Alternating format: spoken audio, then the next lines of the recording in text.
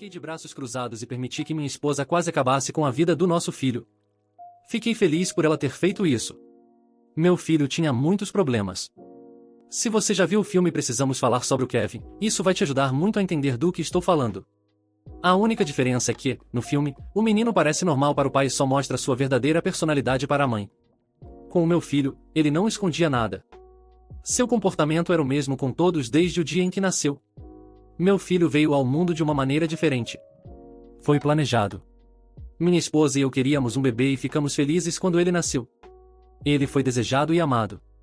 Demos a ele todo o nosso carinho e fizemos o possível para lhe proporcionar uma infância feliz. Mas, desde o dia em que o trouxemos para a casa do hospital, ele parecia infeliz.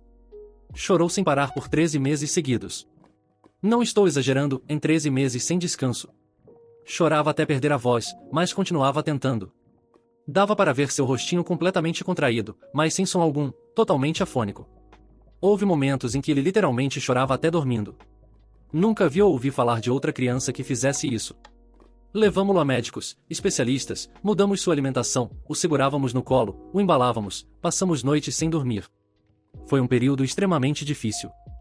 Quando finalmente parou de chorar sem parar, pensamos que as coisas melhorariam. Mas rapidamente percebemos que, por alguma razão, ele simplesmente não se sentia confortável no mundo. Nunca vi esse menino sorrir com verdadeira alegria em todo o tempo que o conheci. Vi ele sorrir algumas vezes, mas nunca por felicidade genuína. Parecia se alegrar apenas com situações negativas, especialmente quando desafiava regras ou via alguém chateado. Mas um sorriso de felicidade verdadeira? Nunca. Nem uma única vez. Ele não demonstrava interesse por nada positivo. Parecia ser movido pela frustração e tudo o que fazia refletia isso. Assim que começou a andar, seu objetivo era quebrar coisas. Destruía ou tentava destruir tudo o que estivesse ao seu alcance. Jogava coisas no chão, mordia, atirava no vaso sanitário, o que fosse. Com o tempo, aprendeu a tirar a fralda e começou a sujar a casa de propósito. Depois, descobriu que podia esconder, tornando a limpeza ainda mais difícil e fazendo a casa ter um cheiro horrível. Quando cresceu um pouco mais, entre os 9 e 15 anos, começou a fazer isso na nossa cama. Tivemos que colocar um cadeado na porta do quarto para evitar. Então, ele começou a fazer isso no corredor, bem em frente ao nosso quarto. Ele nunca parou com esse comportamento. À medida que crescia, tornou-se ainda mais difícil de lidar. Tivemos que colocar uma fechadura na cozinha porque ele pegava facas e as usava para danificar as paredes e os móveis. Quando tinha 10 anos, me feriu gravemente com uma faca. Ainda tenho as marcas. Com o tempo, seus comportamentos se tornaram ainda mais preocupantes. Começou a brincar com fogo e a agir de forma agressiva com os animais da vizinhança. Havia um cachorro de rua que costumava ficar perto de nossa casa. Meu filho feriu um dos olhos dele. Também fazia brincadeiras cruéis com os gatos. É claro que buscamos ajuda profissional. Ele passou anos em terapia, via um psiquiatra 2 vezes por semana e tomou muitos medicamentos. Mas nada ajudou. A terapia não funcionou. Os medicamentos não funcionaram. Nada funcionou. Ele parecia estar sempre de mau humor e descontava isso em tudo ao seu redor. Quando meu filho tinha 16 anos, minha esposa ficou grávida novamente. Nossa reação, desta vez, foi completamente diferente. Em vez de alegria, sentimos medo.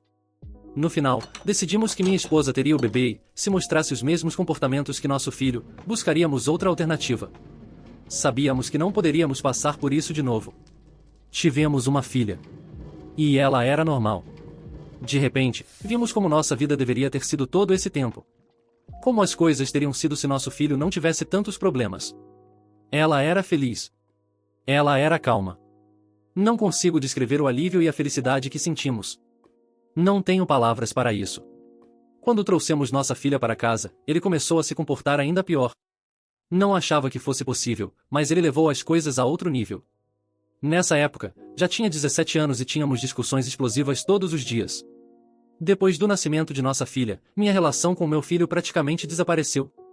Nossas únicas interações eram gritos e brigas. Minha esposa estava ainda pior com ele. Já não tinha mais nada para dar. Ele começou a passar mais tempo fora de casa, o que foi um alívio para nós. Não tenho ideia do que fazia lá fora, mas estávamos felizes por não sermos os alvos diretos. Por causa do comportamento do nosso filho, investimos muito em fechaduras dentro de casa.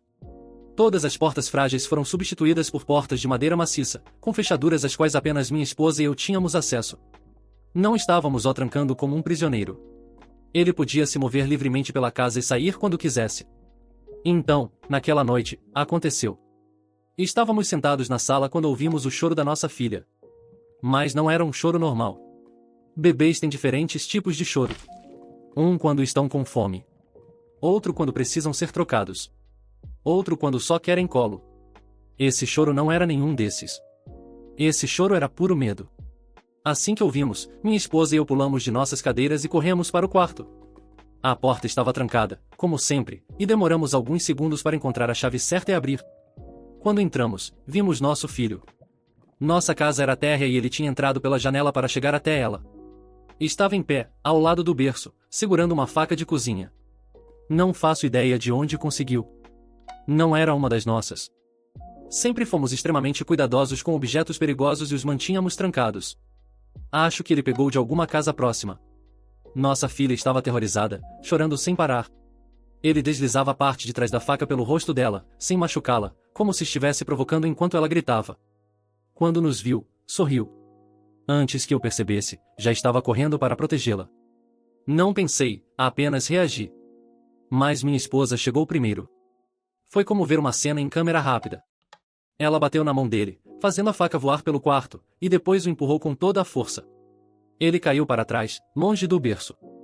Peguei nossa filha nos braços enquanto minha esposa se colocava entre nós e ele. Mas o pior de tudo foi a expressão no rosto do meu filho. Vazia. Sem emoção. Como se não sentisse nada. Ele parecia um completo desconhecido. Então, minha esposa deu um passo à frente. Eu poderia tê-la impedido, mas não o fiz. Ela deu mais um passo. Eu poderia tê-la contido, mas não o fiz. E então, ela bateu nele. Nossa casa, antes mergulhada em sombras, parecia respirar de novo. O silêncio não era mais um peso, mas um alívio. Pela primeira vez em anos, podíamos existir sem medo, sem o espectro constante do terror pairando sobre cada momento. Minha esposa passou os dias seguintes em um estado de entorpecimento. Não falava muito, apenas seguia com a rotina, os olhos distantes, como se sua mente ainda estivesse presa ao passado. Eu a via observando nossa filha dormir, como se precisasse da certeza de que ela estava ali, segura, inalcançável para o pesadelo que quase nos engoliu.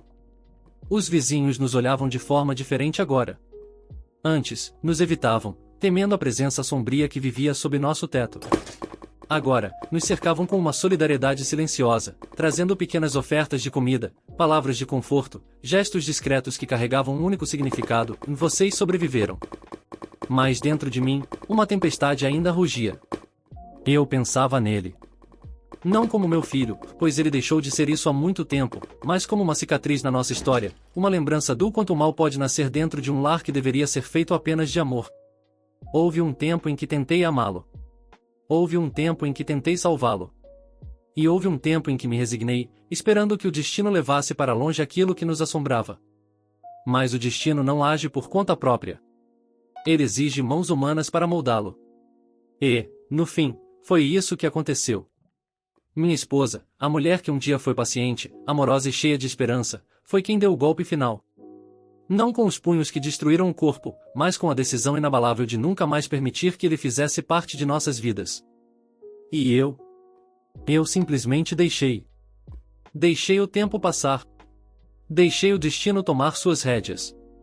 Deixei meu filho ser levado pela maré de consequências que ele mesmo construiu. Não senti alívio, nem culpa. Apenas uma aceitação fria, como quem finalmente compreende que algumas histórias nunca foram feitas para um final feliz. Nosso lar se transformou. O peso se dissipou. Nossa filha cresceria sem carregar o fardo que carregamos. E nós seguiríamos em frente. Sem olhar para trás. E assim, mais uma história chega ao fim. Mas cada fim é um convite para um novo começo. Se gostou da história, se te fez rir, refletir ou até arrepiar, deixa seu like, claro, não esquece de te inscrever. Assim, a cada nova história que surgir, estarei aqui para contá-la. Até a próxima, História do Reddit.